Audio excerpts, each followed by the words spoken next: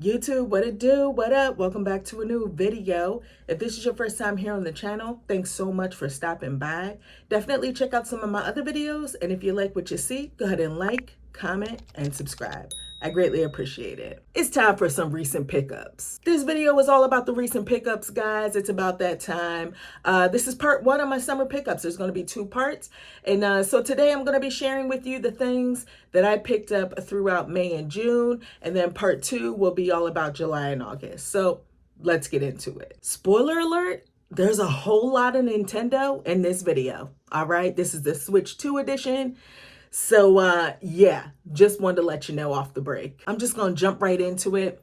You guys know I got my Nintendo Switch 2 on launch day. I did a video like my first weekend with the Nintendo Switch 2, and I pretty much gave my impressions there. So if you haven't seen that video, definitely check it out. But now that some time has passed and I've spent a lot more time with the Nintendo Switch 2, I can definitely say that I really do enjoy this console. It's bigger. As we all know, I love the size of it.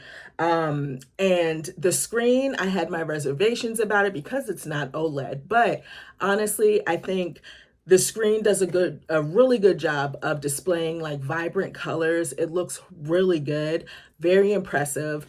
The Joy-Con are great. Really love the Joy-Con. All of that stuff, I stand by everything that I said in that impressions video. My only issue thus far with the Switch 2 is the battery life. It's not the best. It's not the best, but everything can't be perfect, right? So yeah, I'm really digging my Nintendo Switch 2, and I'm looking forward to playing a whole lot more awesome games on it. As far as accessories go for the Switch 2, I took you guys into Target with me when I picked up a few accessories. One of those accessories was a memory card. I'm not going to show you that because it's in my Switch 2, right? But I also got the Piranha Plant camera. As you guys can see, I've spent some time with this camera. It's not the best by any means. If you're looking for a quality camera for your Nintendo Switch 2, this ain't it. All right. But what I will say about this little camera right here is it's super like charming. It's nostalgic. And when I say nostalgic, I mean the resolution. It makes me feel like it's the early 2000s. It's great. I enjoy it. I've used it a couple times and I plan on using it way more. I also picked up a Nintendo Switch 2 Pro controller, which I was a little skeptical about getting before the Switch 2 released, right? And once it was out, I heard people talking about it and I said, okay, let's give it a try. But I wasn't like dead set on it. I said, if I see it out, I'm not going to jump over hoops to try to get a Pro controller, right? So I was out and about, went by a GameStop during my lunch break at the mall, and they had one left, so I picked it up. Somehow Nintendo managed to make this a better controller than the original Pro controller, which is really weird. Like, I still have my Pro controller for the Nintendo Switch, and I think this is a fantastic controller. Just fits really well in the hands. It's comfortable to use. Like, I love this controller a lot. So the fact that this one is even better blows my mind. Let's get into the meat and potatoes of this pickups video, and that for sure is the video games, right? So let's go over the games that I picked up throughout May and June. But before I do that, guys, I do want just to do a little sidebar conversation on game key cards. I kind of just want to get my point across. I don't want to rant about anything, but I do kind of want to express my feelings as quickly as possible. I totally understand that people are upset about the whole concept of game key cards, right? And I totally understand their frustrations. I have been asked about this whole situation with the game key cards, and I'm going to continue to say that it doesn't bother me as much as it might bother other people. And I know it's crazy for me to say that as someone that has a big collection of Switch games, right? I love the Nintendo Switch, and I'm somewhat disappointed in the fact that Nintendo decided to go this route.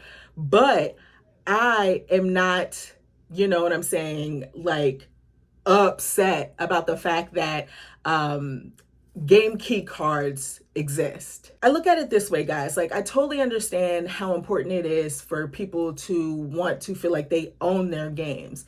I get that. But I feel like for me, and I can only speak for myself, there are so many other things in life or in my life that I am way more concerned about. I'm more concerned about the state of the world and what's happening, you know what I'm saying? Racism, sexism, all of that stuff bothers me to my core. You know what I'm saying? But when it comes to a hobby that I really do enjoy, I'm not going to not buy something because it's not physical. Okay? All of these games could have very well been digital, and I still would have bought them. You know why? Because I want to play the games, and at the end of the day, that's what it's all about. I'm not someone, I think about my future.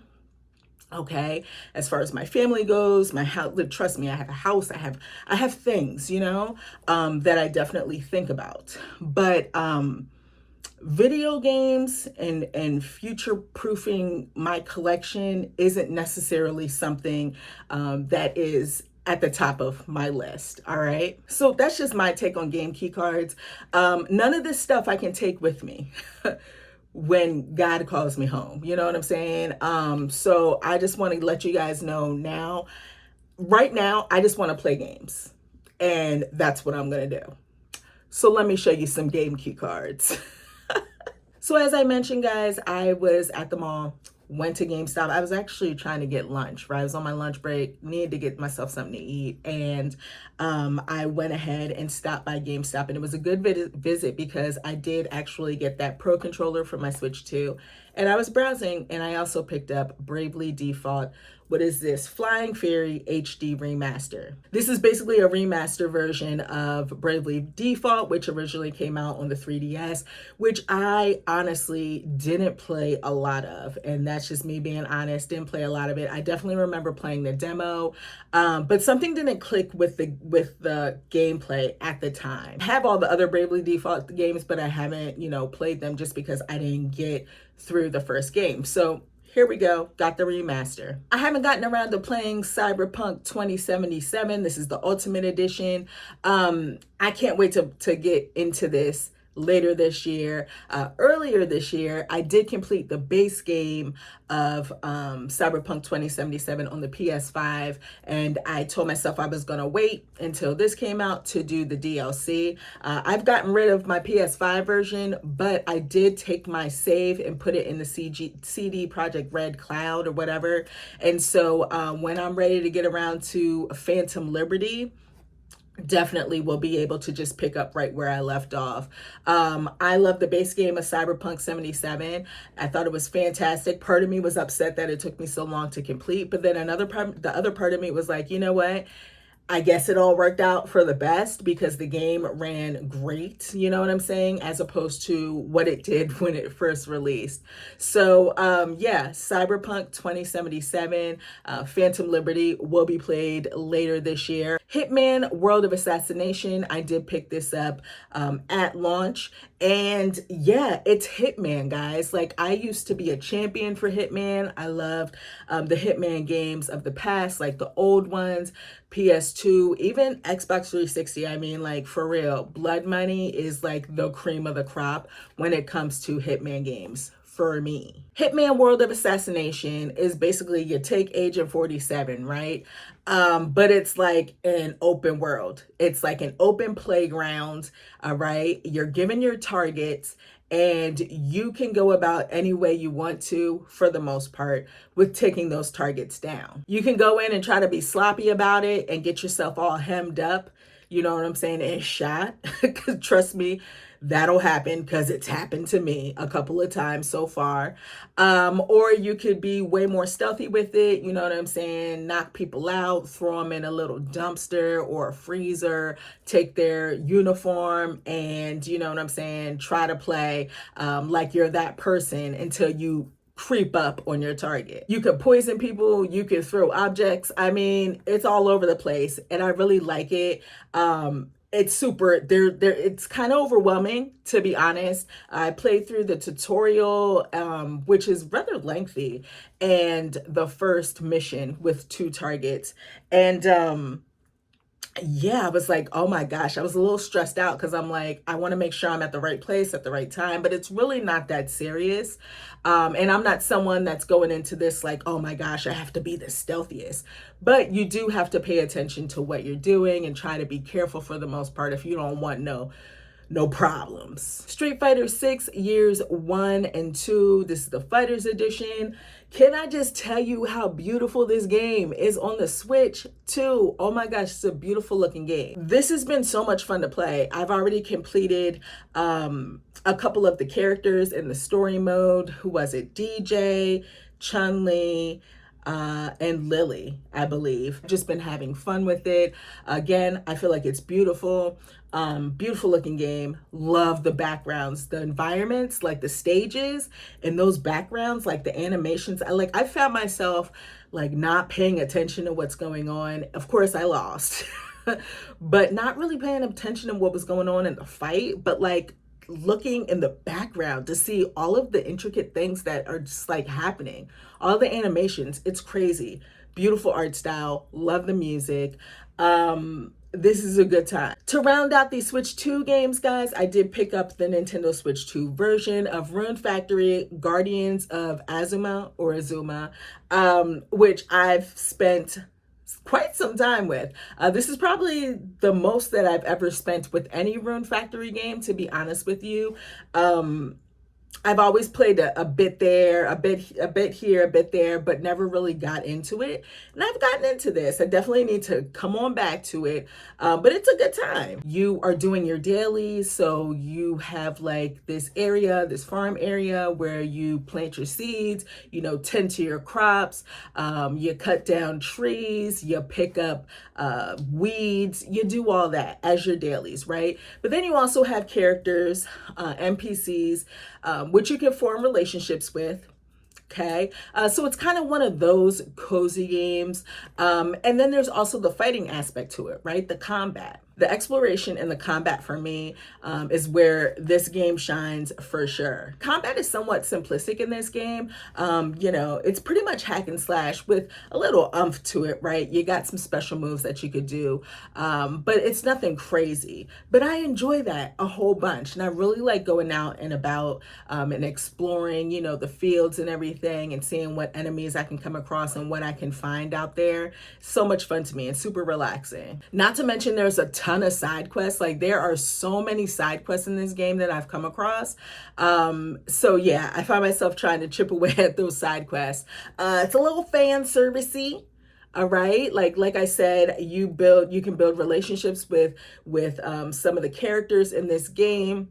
And you can, let's say, for instance, take them to like the bathhouse or whatever. They'll be wearing bathing suits. There's some, some cuties and some bows in there. You know what I'm saying? So, yeah, it's one of those. And it's really fun. I think it looks beautiful on the Nintendo Switch too. It's a good time. As far as the OG Switch goes, I did get a couple of games. 2 of them I haven't had a chance to play yet. So we'll just chit chat real quick about them right now. The first one is Rhino Remaster. What is this? The Mystery of the Soulless Army.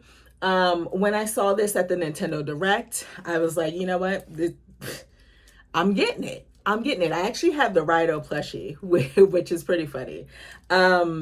But yeah, I picked this up because it's an action RPG, basically set in that Shin Megami Tensei universe. And I think that's pretty dope. As someone that prefers an action RPG, don't get me wrong, I'm not shading turn-based RPGs because I think those are great too. But I prefer an action RPG. So the fact that this is an action RPG, I'm super excited about it. Remake or remaster, that came out of the PS2 game. So it came out a while ago. I never played it back then. I think I had it. That's how I got the plushie. I had like the collector's edition or like the limited edition, whatever it was called. So yeah, I'm excited to try this one out. The other game that I haven't played yet, still sealed up, is the 100-Line Last Defense Academy. This is pretty much a visual novel and a tactical RPG, which sounds crazy. I mean, it's not like it hasn't been done before, okay? But You know, the fact there's some history behind this game, which is the reason why I picked it up. And I definitely know that I'm not going to play it just yet, because I heard it's super long. I feel like it has like, I feel like I heard that it has like 100 endings. But I did want to pick it up so I could eventually get around to playing it, just because there is some history here. So the directors of the 100 line are ex-Spike Chunsoft employees. And one was a director for the Zero Escape games, which I absolutely adore. Love that series. And then the other one was like a writer for the Danganronpa games, which again, when it comes to like visual novels, and I know some might not consider those visual novels, but hello, that's my kind of visual novel. Those gentlemen started their own like development company, and that's pretty awesome. I know they put out the World's End Club, which came out for the Nintendo Switch, which I played. I thought it was okay. It wasn't bad. They also did Master Archives Rain Code, which I haven't gotten around to yet. Definitely will do that before I get around to this. But yeah, wanted to support, and hello, like I said, those Spike Chunsoft games from back in the day, not too far back, but those games were an absolute blast when it came to the visual novel aspect of things.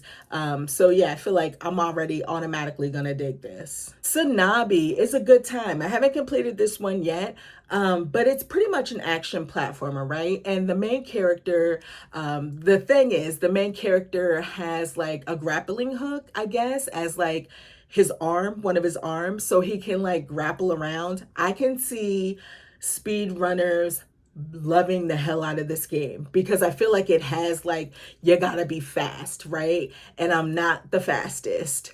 But I love the art style. It's like a dystopian world, like just really cool. It has a narrative to it, which was kind of engaging off the break, just because it has something to do with the main character and his daughter. Something happens. So there's some substance there when it comes to the narrative. But the gameplay is fast. One thing that I will say about this game, while you're grappling around, shooting, doing all that stuff, the characters look so small. They seem so small on the Switch screen. I might have to dock it to the TV. The last game here I have played through and completed, and I had a really good time with it.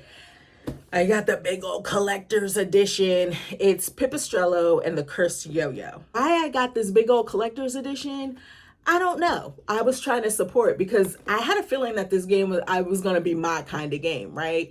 But I didn't even know that it was going to be a huge box like this. I didn't think, by looking at the picture when I pre-ordered it months ago, I didn't think that the box was going to be this big. This is a big old box.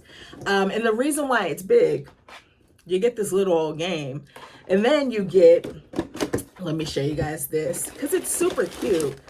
You get this plushie. You get this Pipistrello plushie. It makes sense why the box is so big, but man, I don't know how I'm gonna put this on my shelf. Pipistrello and the Cursed Yo-Yo is pretty much a Metroidvania. Okay, it's a Metroidvania at the end of the day, but the game is pegged as a yo-yo-vania. So you got your main character who is armed with a yo-yo, okay, which is hilarious. But yes, armed with a yo-yo, and the yo-yo is used for two different things, and that's pretty much combat, you know, so you can beat up on baddies in the world, and then also for environmental puzzles. This game has so much charm. It's super charming. I think the writing's done really well. There were some times where I just laughed out loud.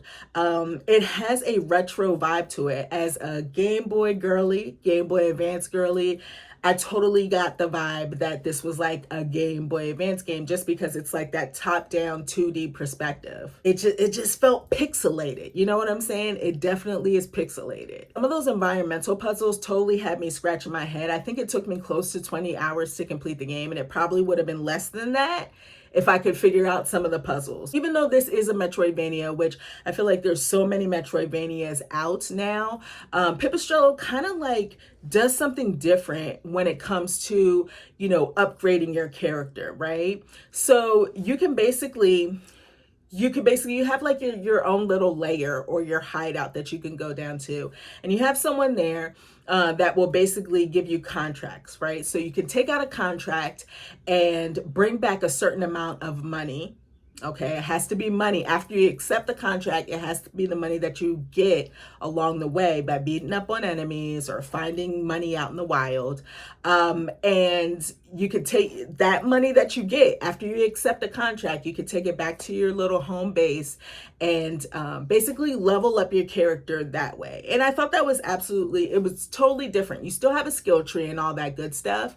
But sometimes when you accept a contract, it has negative status effects on you for the time that you are trying to get that contract complete. You know what I'm saying? So it'll basically take away a little bit of your life.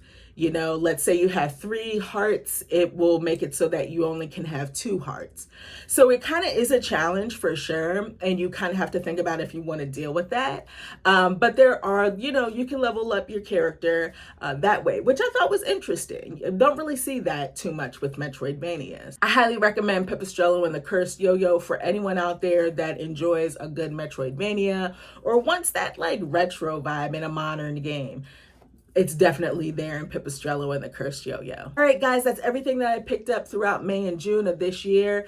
If you've played any of these games, let me know what you think about it. Let me know what you think about the key card situation. Let me know what you think about the Nintendo Switch 2 so far. Thanks for watching part 1 of my recent summer pickups video. Part 2 will be out in the beginning of September, the very beginning of September, and that will cover everything that I picked up throughout July and August. As always, I want to thank all of you for watching this video, and I'll check you next time.